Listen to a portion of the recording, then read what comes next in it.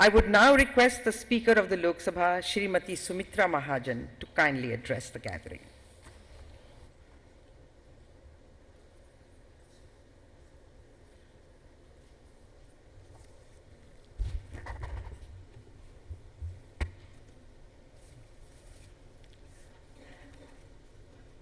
Respected Rashtrapati ji, respected Uparashtrapati ji, respected Pradhan Mantri ji, Honorable Speaker of Bangladesh Parliament, Honorable Ministers, Honorable Member of Parliament, members of state legislatures, distinguished invitees, members from the media, ladies and gentlemen. It is my great pleasure and honor to welcome all of you to this first ever National Conference of Women Legislators in India. We are beholden to the esteemed Rashtrapati ji for accepting our request to inaugurate this national conference. The President of India is an integral part of our parliament, and Shri Pranav Mukherjee represents in himself the finest qualities of a virtuous head of state, an able and experienced administrator, and an outstanding parliamentarian also. As such, his words of wisdom, based on many years of intimate association with the highest institution of governance, will indeed set the tone for the discussion to follow in the conference. It is worth mentioning in this context that the Honorable Rashtrapati ji, in his address to the members of Parliament on 23rd February, has said that in future the government would induct women in all the fighter streams of our armed forces. This is a matter of pride and source of encouragement to all of us. I am grateful to the respected Uparashtrapati ji for his benign presence in this conference. He too has rich and varied experience in the working of the administrative and legislative institutions. I extend a hearty welcome to Sri Hamid Ansari ji also. The august presence of the respected Prime Minister has enhanced the profile and prestige of this conference. We look forward to hearing his enlightened views at the valedictory session of the conference tomorrow. I am particularly delighted to welcome my sister, the Honorable Speaker of Bangladesh Parliament, Dr. Shirin Sharman Chaudhary, who also happens to be the chairperson of the Commonwealth Parliamentary Association and who has very gladly accepted to my request to grace this conference. We are thankful to her and eagerly await her learned exposition at the plenary session which she will be chairing. With great pleasure, I welcome the women legislators who have gathered here today, especially those sisters who have come from the state and union territory legislatures and my colleagues in both the houses. I am delighted that large number of women legislators from legislative council and assemblies of most states of the country are attending this conference. We are sure that they will participate in the sessions with the utmost involvement and give valuable insights into the different dimensions of the agenda items.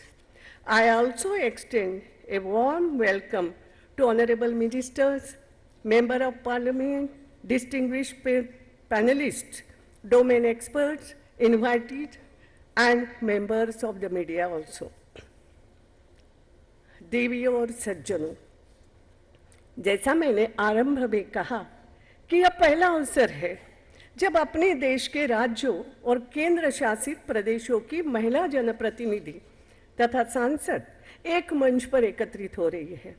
यह बात इस सम्मेलन को बहुत ही विलक्षण बनाती है, एक विशेष महत्व प्रदान करती है और इसलिए यह महत्वपूर्ण है कि इसके पीछे के विचार और उद्देश्य को हम गहराई से समझें। मूल विचार और उद्देश्य यह खोजना है कि राष्ट्र निर्माण के किसी एक नहीं, विविध पक्षों और क्षेत्रों में महिला जनप्रतिनिधि क्या और कैसे अपना विशिष्ट योगदान दे सकती है, कैसे विशिष्ट अधिकारों से संपन्न महिलाओं का यह शक्तिशाली समूह सशक्त गौरवशाली भारत के निर्माण में एक अग्रणी, नई और प्रभावी भूमिका निभा सकते हैं। How women legislators can contribute towards building resurgent India, ये एक पूरी थीम है।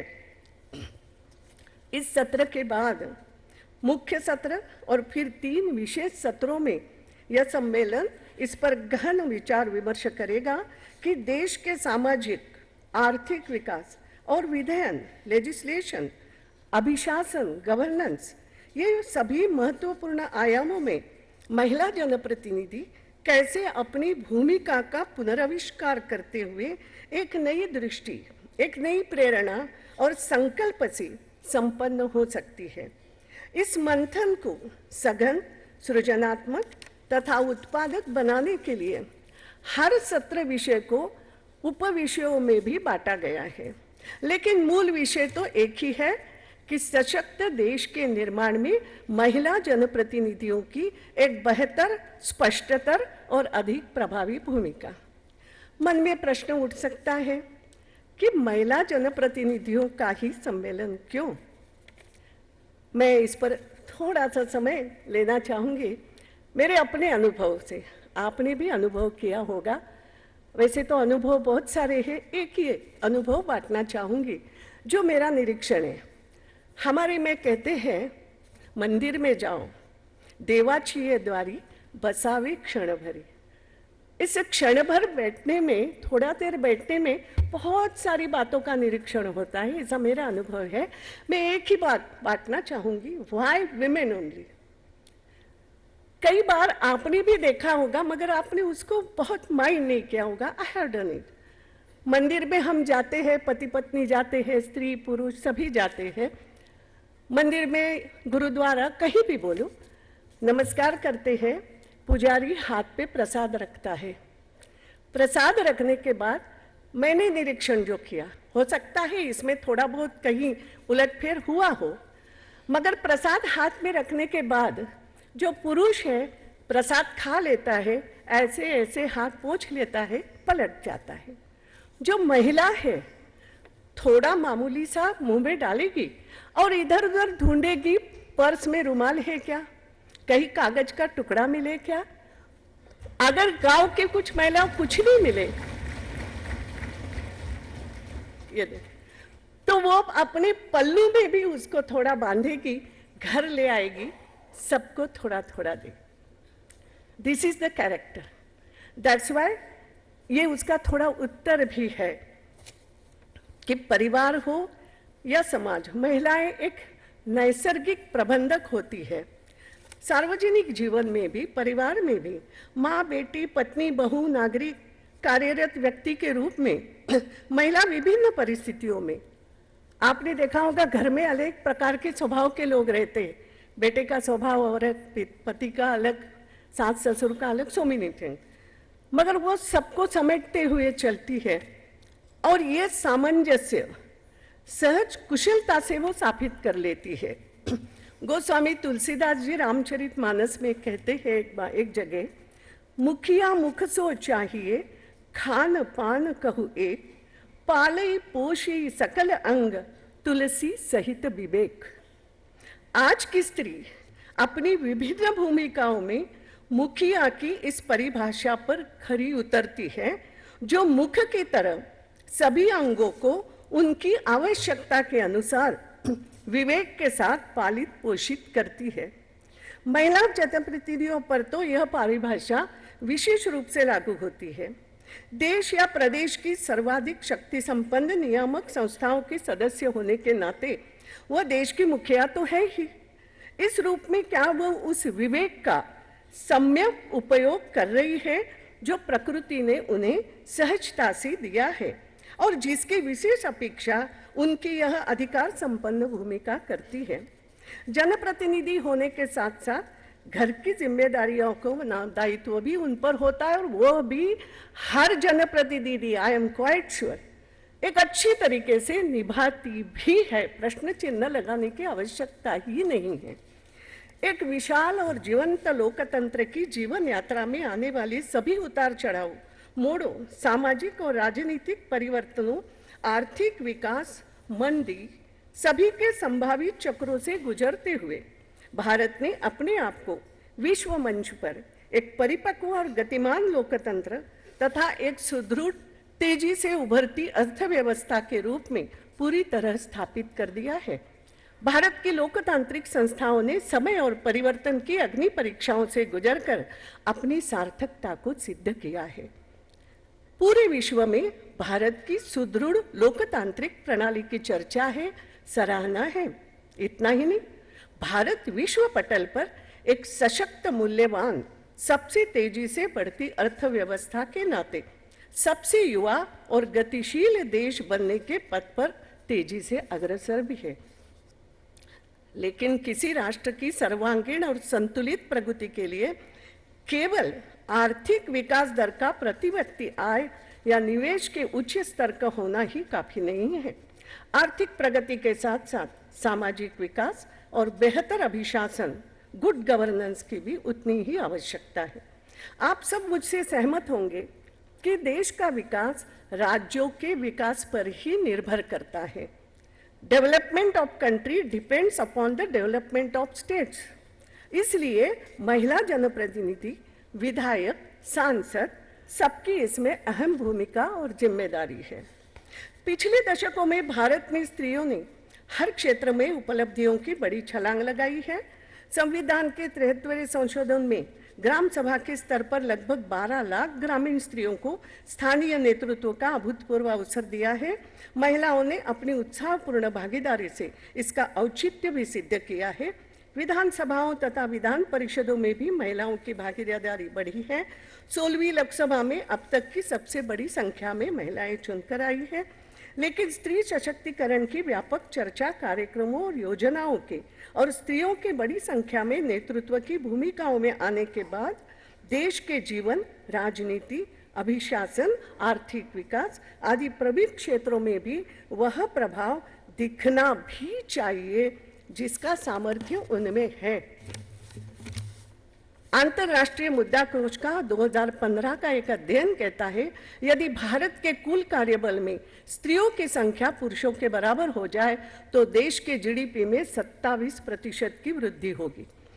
यह केवल आर्थिक क्षेत्र में उस छलांग का एक उदाहरण है जो स्त्रियों की आर्थिक रोजगार समानता से मिलने से हो सकता है। अगर विभिन्न क्षेत्रों में नेतृत्व में प्रभावी भागीदारी की चुनौती को वे स्वीकार करें तो देश की तस्वीर ही बदल सकती है। मेरा ऐसा मानना है कि यदि सशक्तिकरण की चर्चा का कोई सार निकालना है तो वह तब तक संभव नहीं है जब तक जानकारी और उससे जुड़े तंत्र को दुरुस्त नहीं किया जाए। मैं समझती हूँ कि महिला सांसदों और विधायकों पर यह काफी हद तक लागू होता है। उनके कार्य की दक्षता का आकलन असमान जानकारी के आधार धरातल पर नहीं हो सकता। अपने संसदीय जीवन में मैंने देखा है कि विषयों की गूढ़ता दिनों दिन बढ़ रही है।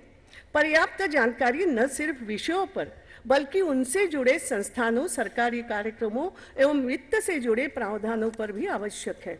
इसके अभाव में न सिर्फ महिला सांसदों तथा महिला विधायकों की दक्षता पर असर पड़ सकता है बल्कि उनकी उपस्थिति राष्ट्र और उनके राज्य की कार्यपालिका के नीति निर्धारण में जो सहयोग मिलना चाहिए वह भी नहीं मिल पाएगा।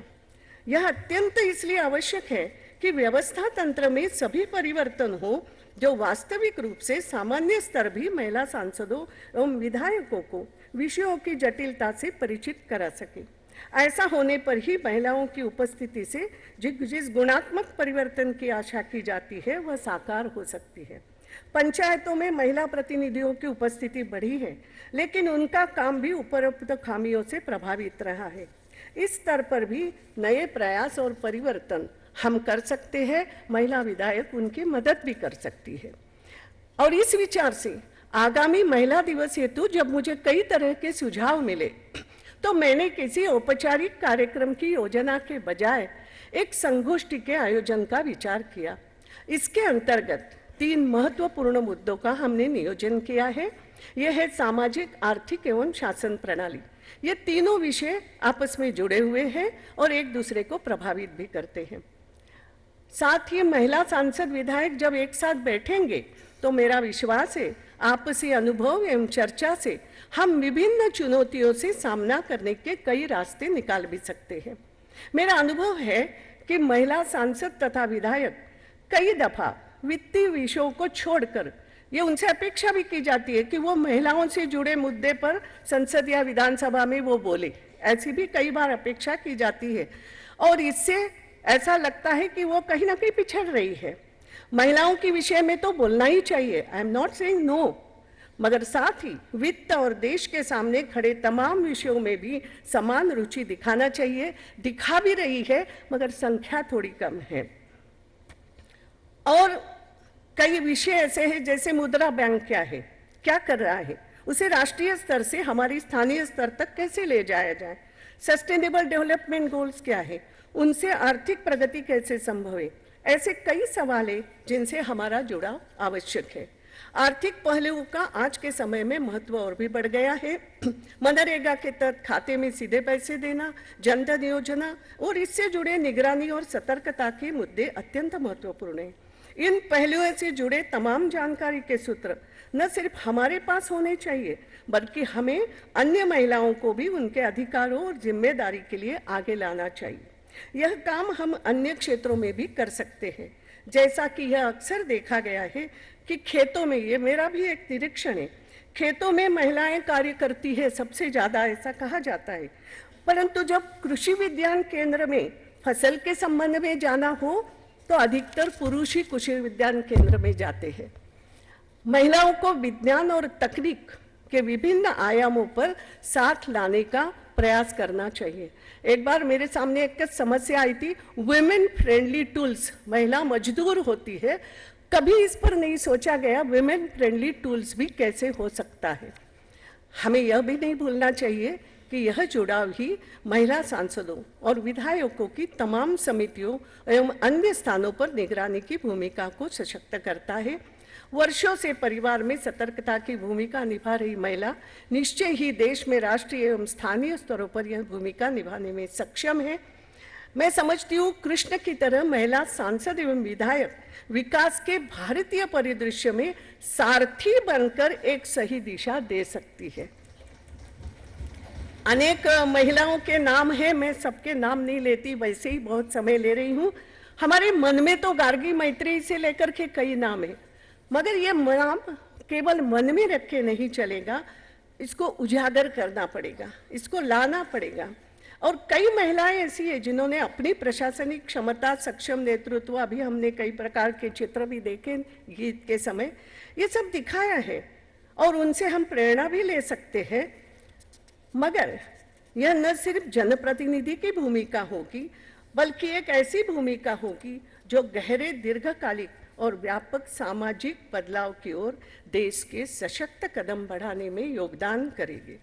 मुझे पूरा विश्वास है इस सम्मेलन में होने वाली चर्चाएं बहुत उपयोगी होगी। यह प्रयास से जो तस्वीर, भविष्य की दिशाएं, रणनीतियां और संकल्प निकल कर आएंगे, उनसे हमारी महिला जनप्रतिनिधियों के सशक्त भारत के निर्माण में योगदान का गौरवशाली अध्याय भी शुरू होगा या आगे बढ़ेगा। दे तो रही है और आगे बढ़ेगा। एक बात कहना चाहूंगी, यहाँ अभी आपने एक थीम सॉन्ग सुना, मन में बात थी, हमने प्रसून जोशी को एक संदेशा पहुंचाया था कि ये हमारा विषय है, कुछ ऐसा गीत जो गूंजता रहे, ऐसा गीत हमें लिख करके दे दो। उन्होंने ये किया और एक गीत प्रस्तुत किया अभी, उम्मीदम, मैं इसलिए उस पर बोल रही हूँ, श्री शंकर महादेवन, वो गायिका रसिका शेखर वगैरह ने ये एक गीत यहाँ प्रस्तुत किया, धन्यवाद देती हूँ एक बात के लिए विशेष रूप से। इस गीत में स्त्री की कल्पना कलकल नदी, बहती नदी से की गई है। प्रसून जी, आपने भी कहा, शायद सोचा नहीं होगा, मैंने इस पर जब विचार किया कि सही भी है, ये सही है जो कल्पना की है, क्योंकि नदी जीवनदायिनी है और स्त्री भी जीवनदायिनी है। हम देखते हैं हमारी परंपरागत रूप से नदी के किनारे जीवन बसता है। कोई भी गांव शहर, यहाँ ही नहीं, हमने वहाँ बाहर भी जब जाके थेम्स के किनारे बोलते हैं, हम राइन के किनारे बोलते हैं, तो नदी के किनारे जीवन बसता है, ये परंपरागत रूप से होता है। बस्तियाँ नदी के किनारे, वैसे ही स्त्री के आंचल में जीवन पलता है। नदी के सहारे जैसे वो पलता है, फूलता है, वही स्त्री के आंचल में भी जीवन पलता है, फूलता है। मगर हुआ क्या, धीरे धीरे हमने नदी के प्रवाह को भी रोका, नदी के प्रवाह को तोड़ा, नदी को प्रदूषित किया। आज उमा जी को मंत्री बनाना पड़ा गंगा को साफ करने के लिए। आज हम नदियां जोड़ने की बात कर रहे हैं, पानी का महत्व समझकर हम गंगा को निर्मल करने की, नदियों को जोड़ने की, उनको साफ करने की बात करते हैं। वही बात स्त्री या नारी, वो केवल इसलिए भी नहीं, देश की आधी आबादी है, लेकिन वो जीवनदात्री है, निर्माती है, मातृशक्ति है, उन पर भी यही बात कहीं ना कहीं लागू होती है। बात केवल एक ही है, हम किसी को कोई कुछ दे इसलिए नहीं, नदी रुकती नहीं है, नदी अपना रास्ता खुद बना भी लेती है, ये भी समझना पड़ेगा। और इसलिए स्त्री को भी अपनी शक्ति का एहसास, अनुभव खुद ही करना भी पड़ेगा, ये मैं कहना चाहूँगी। अपनी बात को समापन करते हुए एक बात थोड़ी याद दिलाना चाहूँगी महिलाओं को, कि एक बात याद करो, गीता में भगवान श्री कृष्ण ने एक बात कही है कि मैं कहाँ हूँ, कहाँ कहाँ बसता हूँ, कहाँ कहाँ रहता हूँ। तो उसमें उन्होंने एक बात कही है, कीर्ति श्रीवाक्ष नारीणाम स्मृतिर मेधा धृति क्षमा, यानी स्त्री में ये गुण है और उन गुणों में मैं बसता हूँ। इतनी ही बात अगर हम ध्यान में रखें तो मुझे लगता है बहुत बहुत बात बन जाएगी। थोड़ा सा ज़्यादा बोला है मैंने, मगर वो आवश्यकता मन में, वो सब बातें जो उमड़ती है, उसी का ये परिणाम है आज की ये कॉन्फ्रेंस, उसी का एक प्रकार से परिणाम है। मैं फिर एक बार माननीय राष्ट्रपति जी, आदरणीय उपराष्ट्रपति जी, माननीय प्रधानमंत्री जी, मेरी सहेली में अब कहूँगी बांग्लादेश की संसद की अध्यक्षा, आप सभी का फिर एक बार स्वागत करती हूँ। और बहुत आनंद इसलिए आया कि माननीय राष्ट्रपति जी ने केवल एक निवेदन पे कहा कि बहुत ही अच्छा विचार है, मैं ज़रूर आऊँगा, इसमें हमें सब कुछ मिल गया है। धन्यवाद।